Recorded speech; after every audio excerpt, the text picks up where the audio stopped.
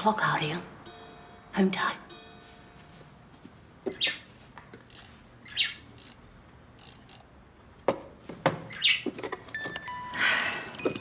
There you go.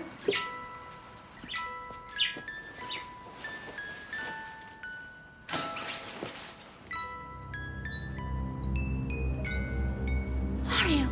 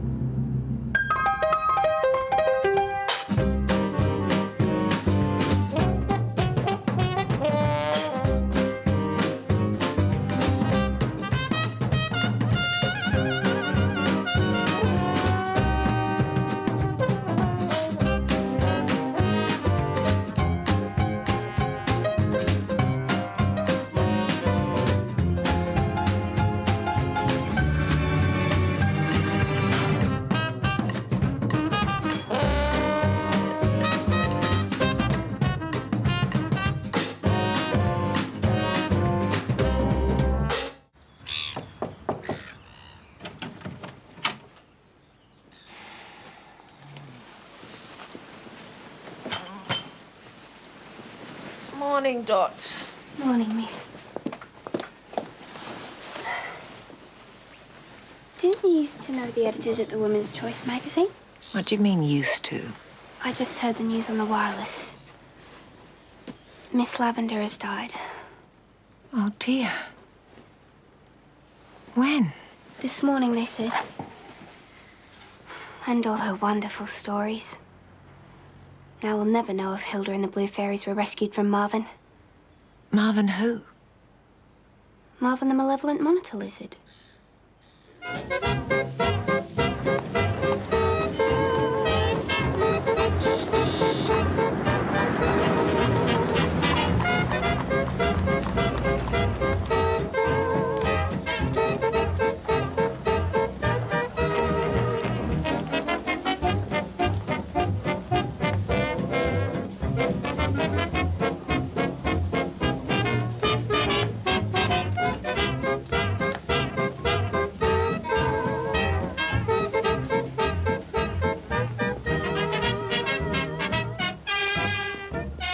Miss Fisher, we tried to keep any suspicious circumstances away from the press. And you did a first-rate job, Constable. I wasn't suspicious at all until I saw you.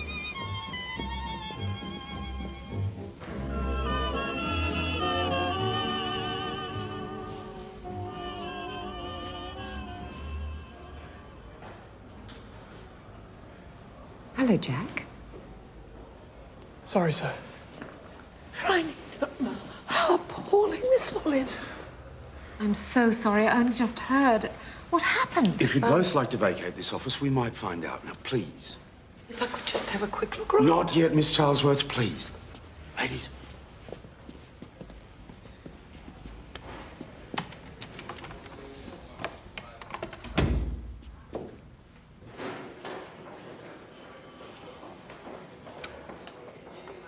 Low as a cornflower and cold as ice, Stevenson. It wouldn't have been her heart. We all know she didn't have one. Come on, everyone. No time for the vapors. We still have a deadline to meet. Do the police know how she died? Not that they're telling me. These are my tireless workers. I'm sure you've all heard of the Honourable Miss Phryne Fisher, my former pupil, now dear friend. This is Mrs. Helen O.P., in charge of domestic and cooking pages, Miss Letitia Prout, fashion and social calendar, and Mr. John Bell, our concession to manhood, who does the gardening section. It's a pleasure to put faces to bylines, in spite of the circumstances. But where's Stephen, the one who found poor Miss Lavender? Stephen Opie is my husband. He's the office caretaker. And he's managed to fix those damn pipes, I see. We have running water again. Only took him 3 days. Perhaps you'd like to make the first pot of tea, Miss Prout. Come on, Phryne, let's take some air. Is there anything I can do to help, Miss Charlesworth? Georgina. I can't bring myself to call a teacher by their first name, and Miss Lavender would never condone such a thing. Poor Marcella. She did love her formalities. I was surprised when I heard you left the Argus to start Women's Choice. I thought newspaper journalism was more your style. But how many women read the newspapers? If I have to run 100 new recipes and dress patterns for just one article on women's health or education that may change your life, then I'm happy. No wonder my father didn't stand a chance against you. He was wrong. I was right. One clever, grubby little girl gets to stay at school, and look what you end up with. Sad truth is, though, most of our readers are waiting with bated breath for the next installment of The Blue Fairies. Which hasn't been written? It has, but it's now off limits in Marcella's office. And if we don't meet the printer's deadline for the next edition, I don't know how I'm going to pay this fortnight's wages. You know I can loan you the money. Don't you dare. I couldn't accept it. In that case, Miss Charlesworth, may I be excused? I better try and retrieve your story.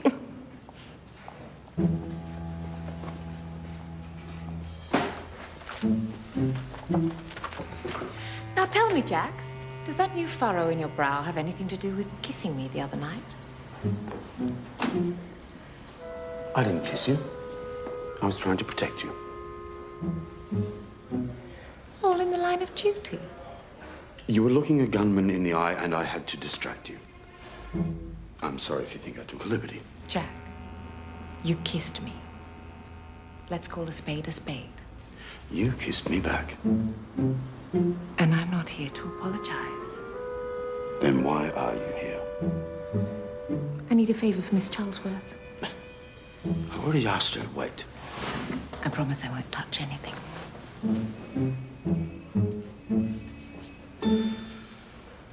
Technically brilliant, but not particularly avant-garde. Obviously her blue period. And blue seems to have been her colour till the bitter end. I would have guessed a thrombosis if I didn't suspect somebody had it in for her. I think that classifies as touching something. Would you like me to slip on some gloves? No. Just the desk drawers. Goodbye, Miss Fisher. If you happen to find that story... It may be relevant to the case. Hilda and the Blue Fairies versus Marvin the Monitor Lizard. I'll let you know later today.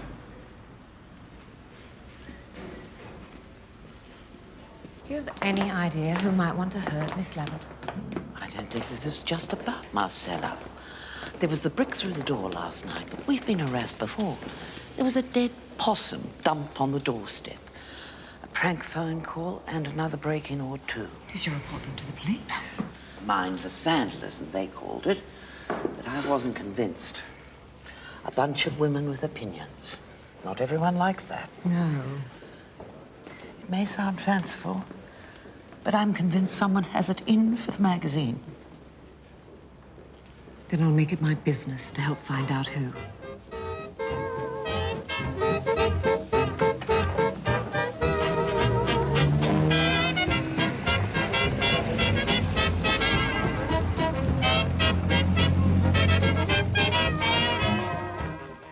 Uses around the home for lemon juice. How to make the perfect Yorkshire pudding every time. And 4 whole pages devoted to needlework. Who on earth wants an embroidered lavatory seat cover anyway? But there was a story on women going to university in the last edition. And in August, they had an article on family planning. My mother returned it and asked for her money back. Who's Artemis? She solves everyone's problems. My friend, you know Alice, she wrote to her and asked about whether she and Seth should get engaged. What was the advice? She said she could do better for herself, but it was too late by then. And you can't do better than Seth, except for Hugh. Excuse me, Detective Inspector Robinson is here. Hello, Jack. Marvin, the Monitor Lizard, gets his just desserts, and Hilda saves the day. Jack! You've ruined it for Dot now. Oh, no, I read it for my nieces. I'll be my guest. We found it in a box of files we took back to the station, but it's definitely not evidence. Not unless Miss Lavender was poisoned by a band of 5-year-olds. Well, I will just take it upstairs then. Poisoned? The coroner seems convinced even before the autopsy. It was prussic acid poisoning. Cyanide? How was it administered? No idea at present. She'd been dead since early evening the night before. What time did she usually leave? I noticed she was wearing her coat. Very good. 7 o'clock every night on the dot. I heard Miss Lavender taught you at school. What kind of woman was she? Cold as a halibut on ice. Are you wooing me for information, Inspector? Miss Fisher, another visitor. Lin! My apologies for the intrusion. Detective Inspector. Nice to see you again, Mr. Lin. Come and join us. I'll call for some tea. No, I was just leaving. If you could just make sure Miss Charlesworth receives that envelope. Thank you.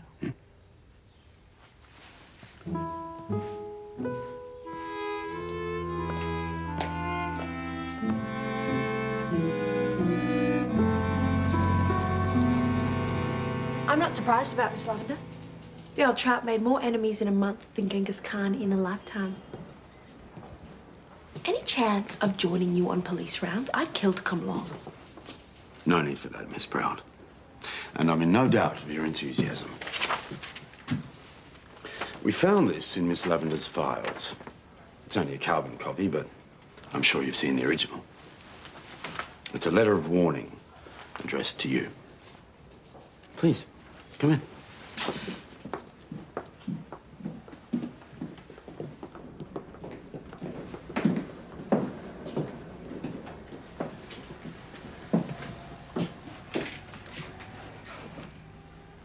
She found out I was trying to moonlight. And threatened to sack you? She had the nerve to tell the newspaper that I was being dishonest. All I did was submit some articles which were damn good. It was none of her business. So you and Miss Lavender didn't see eye to eye? Miss Charlesworth didn't agree with her either.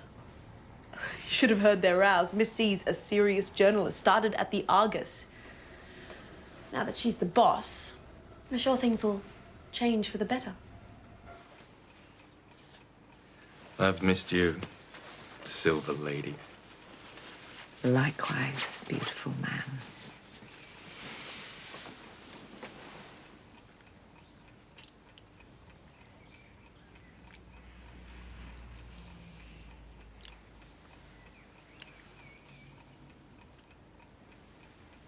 Now tell me why you're here. I thought you had a whole Chinese dynasty to appease. My engagement has been indefinitely postponed. What happened? Grandmother feels Camellia is not demure enough to be her daughter-in-law. She's answering her back. I like the sound of Camellia. The grandmother questioned her chastity and she refused a medical examination. Never mind a woman's privacy when a dowry's at stake. The longer it takes to resolve this dispute, the more time I have with you. True. But not today.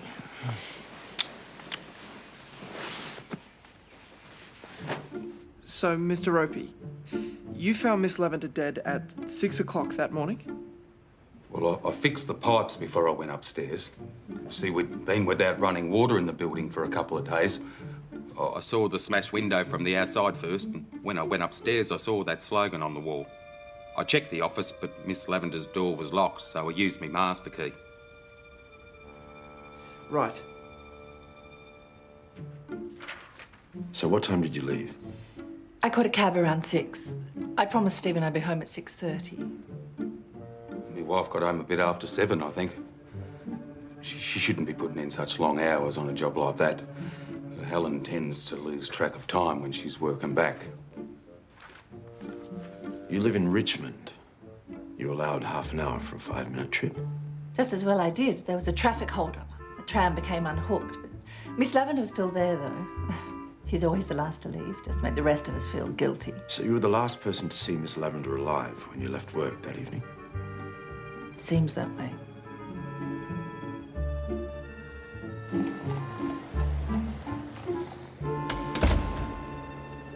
Hello, Mr. Bell. John, please. Not Giovanni, if I recognize that continental charm. I've lived here many years, Miss Fisher. I know the limits of the local dialect. But you don't feel hopelessly outnumbered on the magazine? I was raised by 5 sisters. I like the company of women. Besides, my nom de plume is Miss Greenthumbs. Well, Miss Greenthumbs, perhaps you could help me. I've met everyone on the paper now, except for Artemis.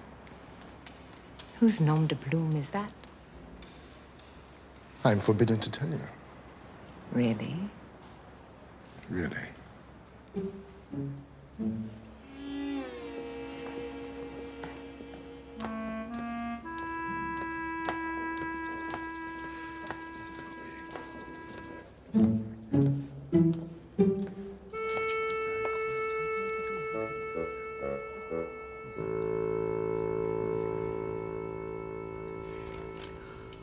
There's a price, I'm afraid.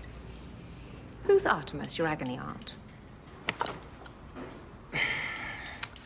Marcella Lavender. Why hasn't anyone told the police? Because the staff all know that to reveal her identity means instant dismissal, and because the police will want me to hand over all of Artemis' letters. And to do so would be a gross breach of our readers' confidentiality.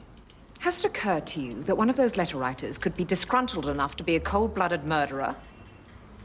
The thought had crossed my mind in my spare moments. Unpublished, those we haven't got to yet, and never to be published. The rest are in the magazine. I have been needing to go through these myself, check if there's anything fishy to hand on to the police, but frankly, getting the next issue of our magazine out is a matter of our survival. Excuse me, Miss Charlesworth. I've been thinking. Here's trouble. Remember those articles we wanted to do, Migrant Melbourne, where we interview newcomers? Sounds more interesting than how to make an Easter bonnet. Much more. Miss Lavender hated it. But now we can go back into her office. I thought that I perhaps could resurrect it from her reject pile. You're a shameless opportunist. Show it to me and I will consider it. An enthusiastic recruit, but not the type to let a dead body get in the way of her naked ambition.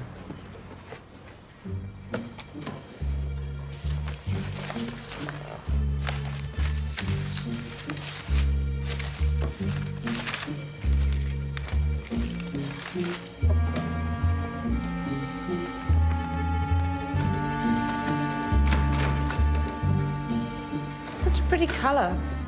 Did you take this? Oh, yes. That's one of her better portraits, if I do say so myself. It's called a cyanotype. Turns everything Prussian blue. Found it eventually, in a big red file labeled rejected. Must have been one of her favorites. Oh, lovely. Covered in corrections. Half my pictures are missing.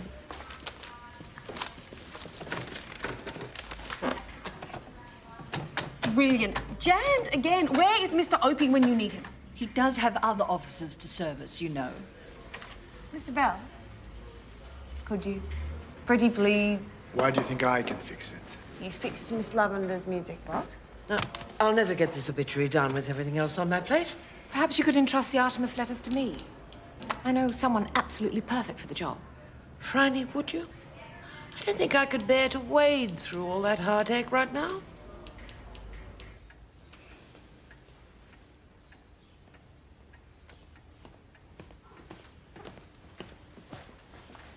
Honestly, this is the worst job Miss Fisher has ever given me. This sad soul has lost her husband, her job, and she has a sick kitty with another on the way. This one has some terrible medical condition, and this poor woman has 9 children but doesn't want to deny her husband. Well, if those ones are upsetting you, Dorothy, I'll take the never to be published. Who knows what monsters lie there? So, Miss Prout had a motive because her career was on the line. Mrs. Opie had a spare hour of opportunity. Mr. Opie had a spare key to the locked office. What about Mr. Bell? He was booked into a Spencer Street hotel with a lady friend for the evening. He is a dark horse. What about Miss Charlesworth? What about her? Well, Miss Lavender had serious creative differences. Did you notice the cyanotypes on the walls? Those blue photographs in the office? Of course I did. Made from a solution of ferrocyanide. Damn, how could you know that? Could that be our cyanide compound used to kill Miss Lavender? Not sure. Who was the photographer? Georgina Charlesworth. You'd find out anyway, and it doesn't mean she did it. Hello? Miss Fisher? You. I know where to find you, and I'll make you pay for what you told her. I think something just came up, Jack. That's a threat, if ever I heard one. So this was hand-delivered to the magazine. No return address, except the sender's name. Desperate's husband. All we have to do is keep going through the boxes till we find Desperate's original letter to Artemis. What were you doing with them? I thought, with Miss Lavender gone, Dot might like to be the magazine's new agony aunt. Collins, go and assist Miss Williams to sort through the rest of the letters. Bring back anything you think constitutes evidence. I'll head back to Women's Choice and go through the back copies. If Desperate's husband is our killer, his wife's letter is our only lead. I'm so sorry we misplaced your photograph. There's been a bereavement and everything's been in chaos. No matter. This picture is almost the same. Same squadron, same aeroplane. I will guard it with my life, I promise. Right. This is the last of our previous editions. Where is everyone? Mrs. Opie's gone out to buy ingredients for a new recipe, and Mr. Bell must have gone for cigarettes, as usual. Oh, that man really is the limit. How's that migrant article coming along, Letitia? Coming along quite nicely, Miss C. I just have to check a fact with one of my migrants. I'm just going to see if I can catch him at the bottom of the stairs. Do that. That's you. This is how they...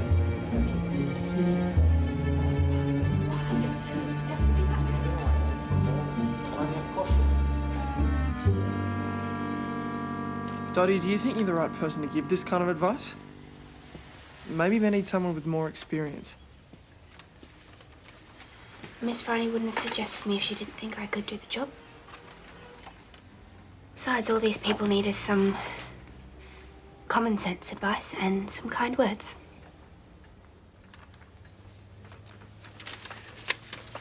All right. What about this one, then?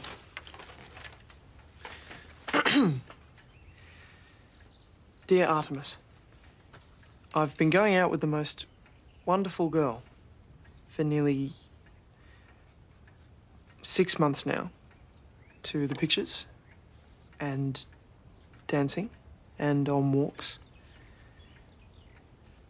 I think she's kind and I think she's funny and she has a lot of common sense. And I think she likes me too, but how can I be sure if she's my girl? 6 months, you said. And he thinks she's wonderful? That's what it says. Well, I suspect she likes him too. A lot, probably. So... Common sense tells me that she's definitely his girl.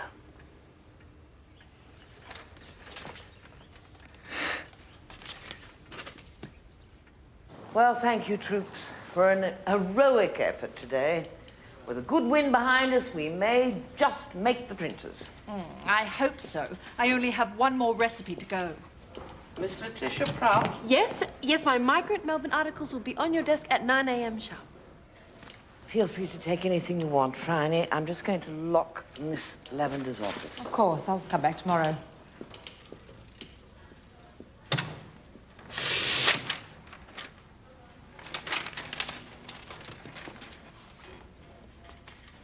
Good night. Good night.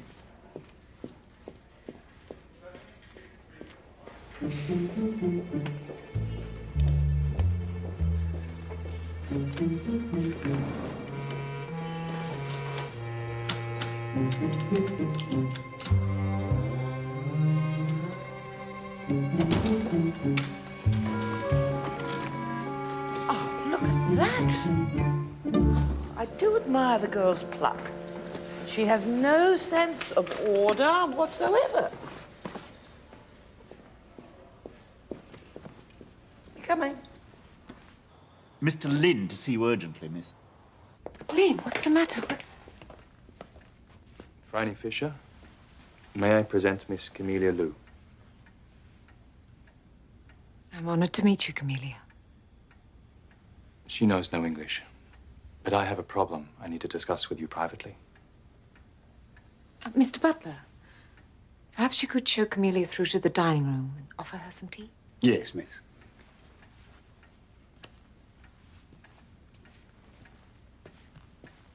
Tell me all. Grandmother wants to send Camellia home, but the Who's have refused to pay her passage. So Grandmother took her revenge on Camellia with a bamboo cane. How awful. Don't worry. Camellia fought like a tiger. But I need you to keep her safe until I calm the waters. Of course. Camellia will be my guest for as long as she needs. Oh, it's all right, miss. Come in. If you go back to your room, Mr.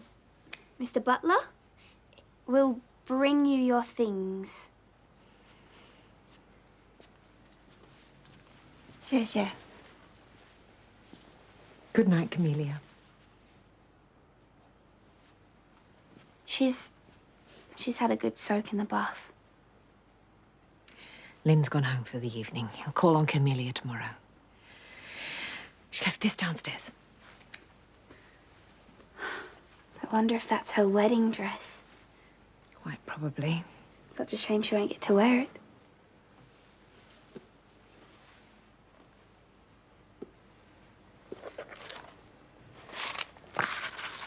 How can you tell anything? It's all in Chinese. I can tell it's about communism. Is Mrs. Liu a communist? There's clearly some connection. She may have a much more colourful history than Mr. Lin's family knows. Would Mr. Lin object? His grandmother most certainly would. Let's keep a close eye on her. I like to know exactly what I'm dealing with in a house guest. Miss Fisher, I apologize. I think I misunderstood. I thought it was Mr. Lin who was joining you for supper tonight. Never mind, Mr. Butler. Perhaps a little more light on the situation, but I'm sure the inspector and I will cope. Mr. Chung looks well. We crossed paths as he departed. I hope you like Chinese food.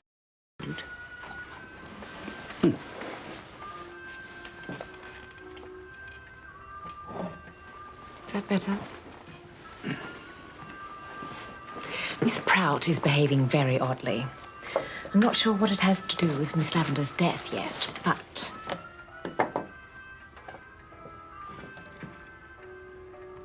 I think this should tell us.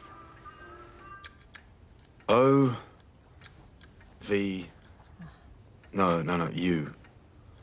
O-I-N-G. What's that?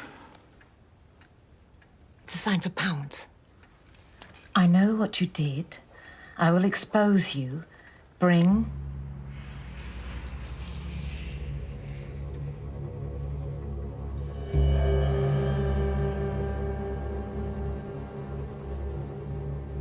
$200. 200 pounds. 9 p.m. In 5 minutes' time.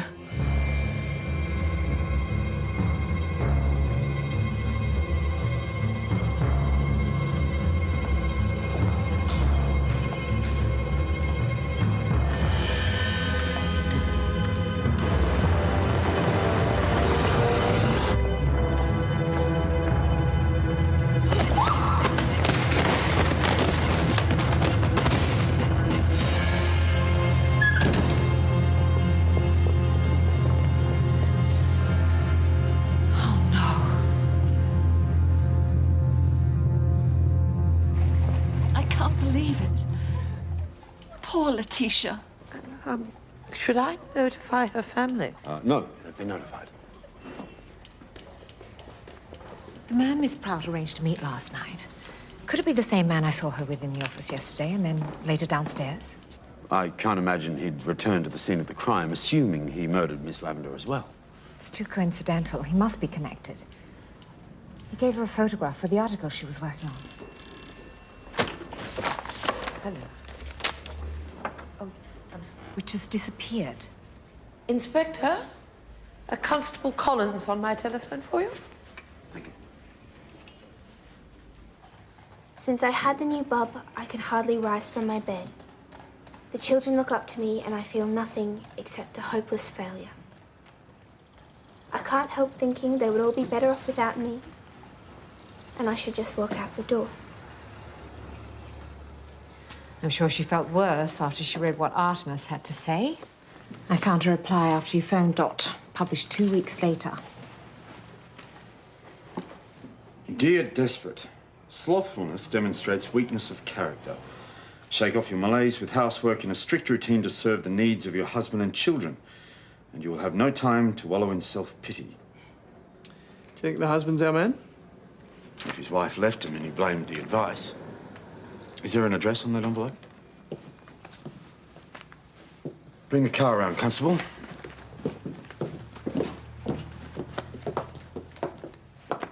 Good work, fellow sleuth.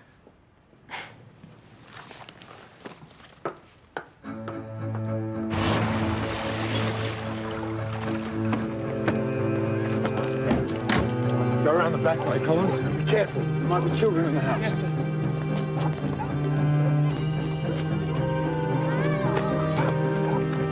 Hello?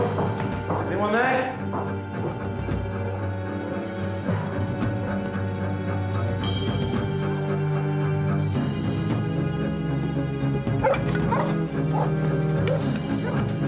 Oi! What's going on? Desperate's husband, I presume.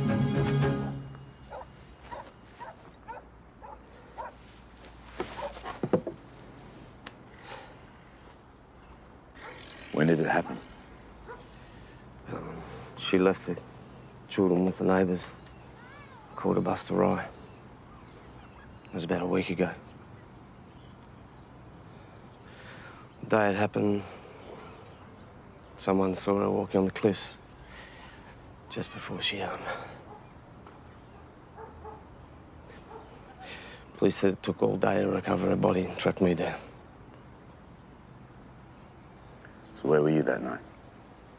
Frankston police station, mostly. They called me in to identify her body. Then where'd you go? I went to that magazine building and I threw a brick straight through their front window. And I found some old paint lying downstairs. I just wanted them to know what they did to her. Did to us. They told her to buck up. What sort of stupid bloody women run that place?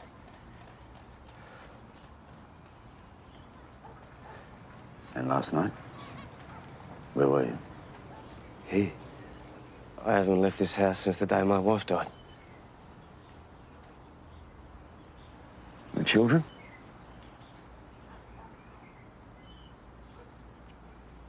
The welfare took them. Said I was a risk. I'd never hurt my kids. They're all I got left. His name is Robert Green, and Miss Lavender was already lying dead inside a locked office when he threw a brick through a front door. So what are you looking for now? Evidence of Miss Charlesworth's rift with her business partner.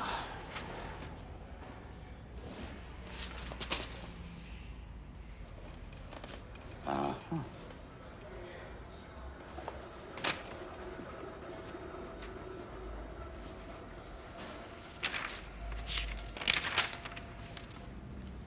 Looks like some kind of contract.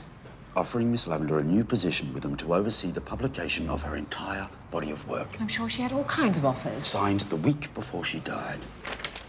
Well, either way, she would have been lost to women's choice. And how would murdering her help Miss Charlesworth? Why don't you ask her yourself, Miss Fisher?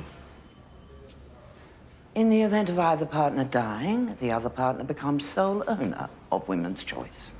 I see. The inspector's trying to confirm what I have already told him. Why would Miss Charlesworth volunteer that information if she was guilty? And what about Miss Prout? You think she just pushed her down the stairs? Can we not discuss the case in front of a main suspect? Main suspect? I'll go. No, stay and help me mount your defense. Phryne, darling, I've had 2 deaths in 2 days. I don't think I have the strength to mount anything. God damn it! Ladies, enough.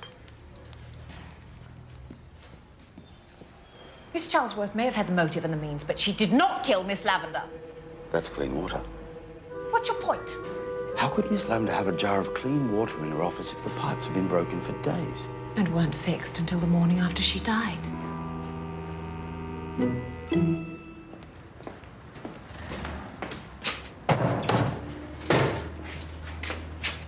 I fixed the pipes at 6 o'clock the night before. Why the deception? Because I didn't want my wife to know that I came back that night. How could she not know? She was working back. No, she wasn't. Miss Lavender was the only one here, and when I left her, she was fine. Where was your wife? I'd like to know the answer to that, even more than you would. Oh, my God. How much does he know? Mrs. Opie, it's not just your husband you've led astray. This is a police investigation. I went to meet a friend. A man. I waited till everybody left the office at 5, then I left shortly after. Miss Lavender was the only one still here. This gentleman friend's name? I'd rather not say. But the hotel could confirm that I was there. Your adultery is your alibi, Mrs. Opie. It was John Bell, wasn't it? It's not grubby, like you think. We talk, mainly. About the world and art. All the things Stephen thinks I shouldn't be interested in. Have you told my husband? It's not our job, Miss Opie.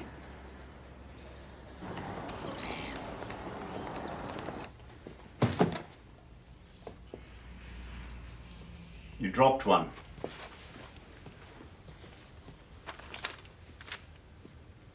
She was going through the letters. Perhaps they read each other's mail. She was reading. I thought she couldn't understand English. I'll eat my hat if that's true.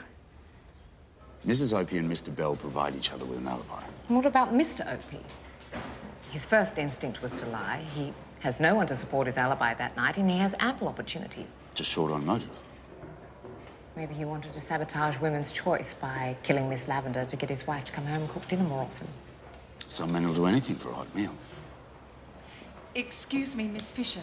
There's a Miss Williams on the telephone for you.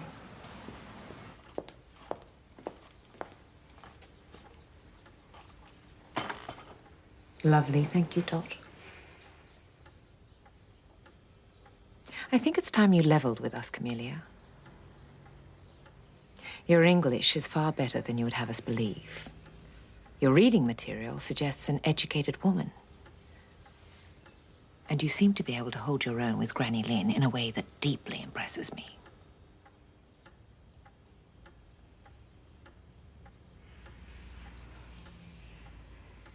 You are right. I am sorry, but it was necessary. We only want to help you. Please. I have lied to the Lins. I am a widow. My parents forbade my marriage because my husband was a member of the Communist Party. So we eloped to Shanghai, where my husband was executed, along with many of his comrades. I had no choice but to flee and beg for my family's mercy. My father made the necessary arrangements to find a new husband for me, as far away as possible. I have brought great dishonor on my family. If I go home, I'm afraid my father will kill me. Don't worry, Camellia.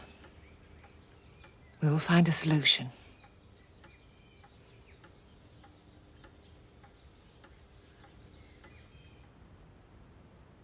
If what you've told me is true, I could never allow her to be sent back. So what are your intentions? I realize you have no obligation now that your grandmother no longer considers her suitable. But of course, I will see to it that she has money and somewhere to live. Alone? In a strange country? Shunned by your family, with no family of her own? But she's obviously made one friend already. Your grandmother won't find you another bride like Camellia. She wants a daughter-in-law who's compliant and ignorant. Camellia is strong, clever. And you are now her advocate. You made your choice to follow your tradition and marry for duty and honor. Perhaps I was wrong. And this broken engagement is my last chance. For love.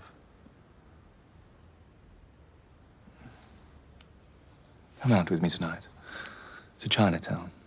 Or dancing. Not tonight. I have to rise earlier than I care to. Inspector Robinson and I are working on a case. Is he unable to solve crimes alone? Jack is strictly business. Lin, I care for you. But you know, I can never commit myself to any man.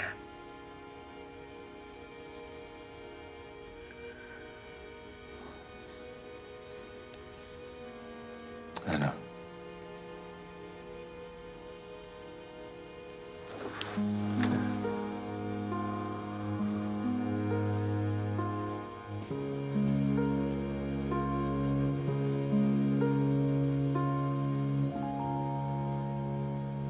I've turned the office upside down looking for that migrant article. I can't find it anywhere. No one else saw him. They met in the middle of the office. He was bald and plump with a moustache. Well, Mrs. Opie didn't catch his name. And Mr. Bell can't recall meeting him at all. But I made some notes when Letitia first talked about doing an article. Here they are. Barber by the Bay. The photograph you gave Miss Prout, it was of you in the war? With my squadron, the Aeronautica del Regio, taken before we were shot down. All of us and the Germans took us a prisoner. Is that what the article was about? No. The young lady was not so interested in the fighting. But the other one... Miss Charlesworth? No, her name was like a flower. Lilac... Miss Lavender? Lavender. She came to see me to ask about the war. And about the story of the man who was once my friend. What man? The man I showed her in the photograph. Just more pictures of the barber's shop. Look for images with a plane in the background. Mr. Butler? This one has uniforms. That's him, Doc. That's our man. Who? Giovanni Campana. That's odd. He didn't say he was going out. Did you hear the front door, miss? Check Camelia's room, Dot.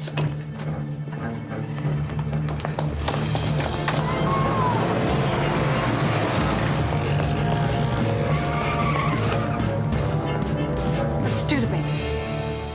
Are you sure? Where will they take her? Yes, I'll meet you there.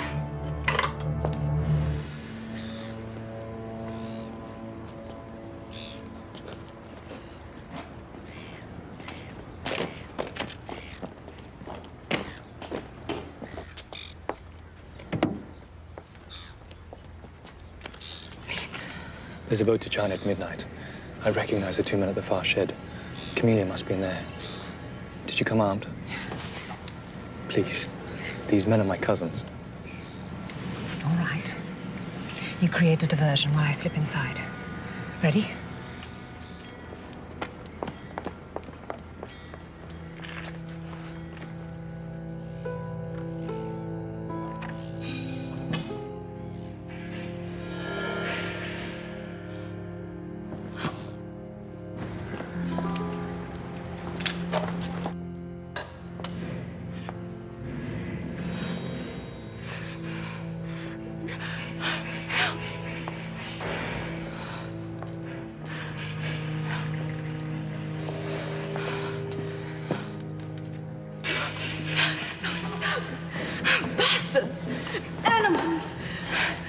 Lin's close by.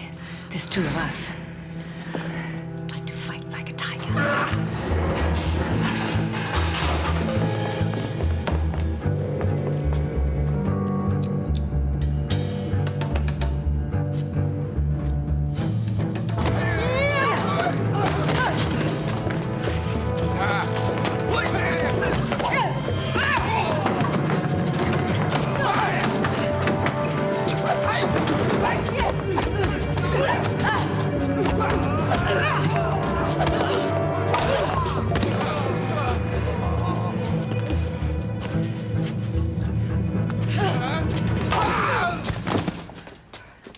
Brilliant. No! Grandmother, I know you're here. Show yourself.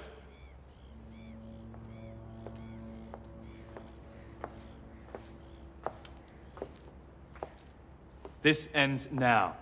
Camellia is to be my wife. I will not allow this harlot to bring shame to my family. It's my family too. And I'm taking my role as the head of it. And Camellia will be by my side.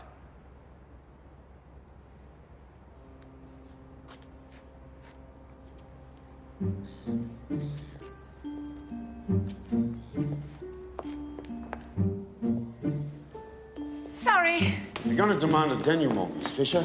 The least you can do is turn up on time.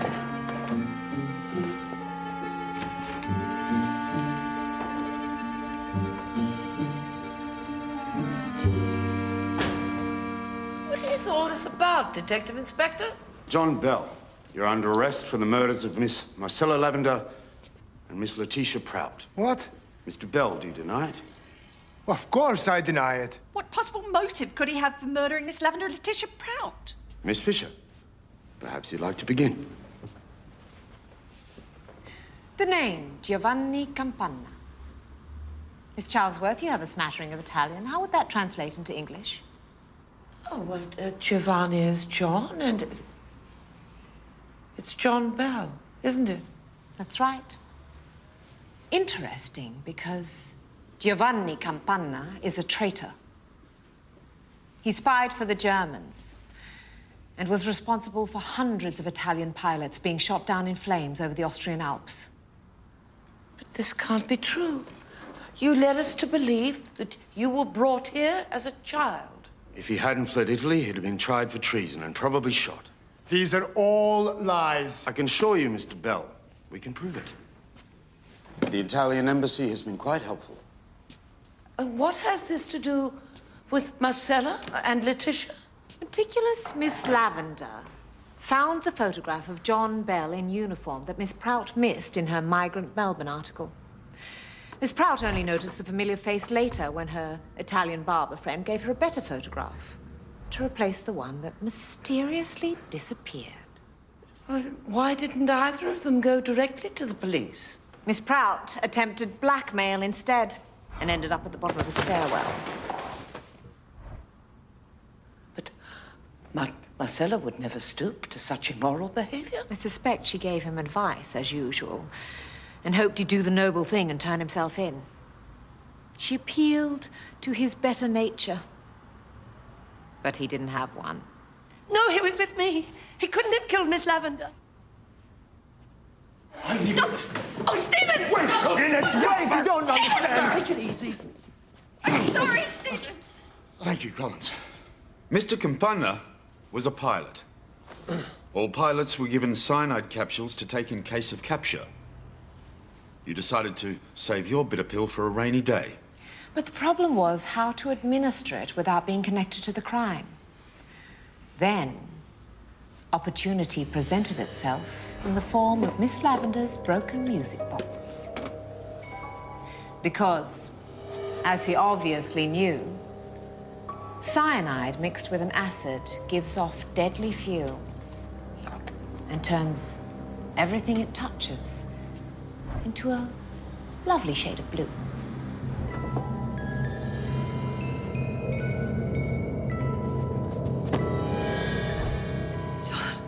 Good. Get out of my way!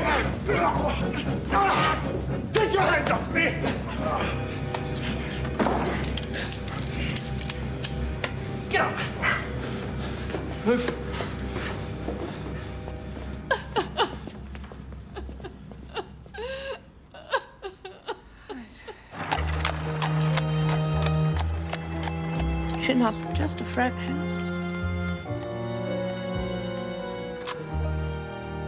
Thank you very much, Camellia. 谢谢. Well, Franny, you were right. You are perfectly lovely. Whatever happens, people will sit up and take notice with the soon-to-be Mrs. Lin Chung heading your Migrant Melbourne article. And you must be Dorothy. What a splendid Artemis you make. There's a check for you waiting in my office. And a permanent job, if you'd like to try something more challenging than a lady's companion. Oh, no, I could never leave, Miss Fisher. I would understand, Dot, if you want the opportunity to try something different. You're different enough for me, miss. But thank you. Yes, she's certainly different. Jack. Good of you to come. And what puzzle are we solving tonight? No puzzle. And no candlelight? No chopsticks either. There won't be any chopsticks at this table for quite some time. And how would Mr. Lin feel about that? Mr. Lin will have quite enough to worry about with his communist revolutionary fighter bride. Really? Pass on my congratulations. Perhaps we could allow ourselves just one candle. What do you think? I think I could cope with that.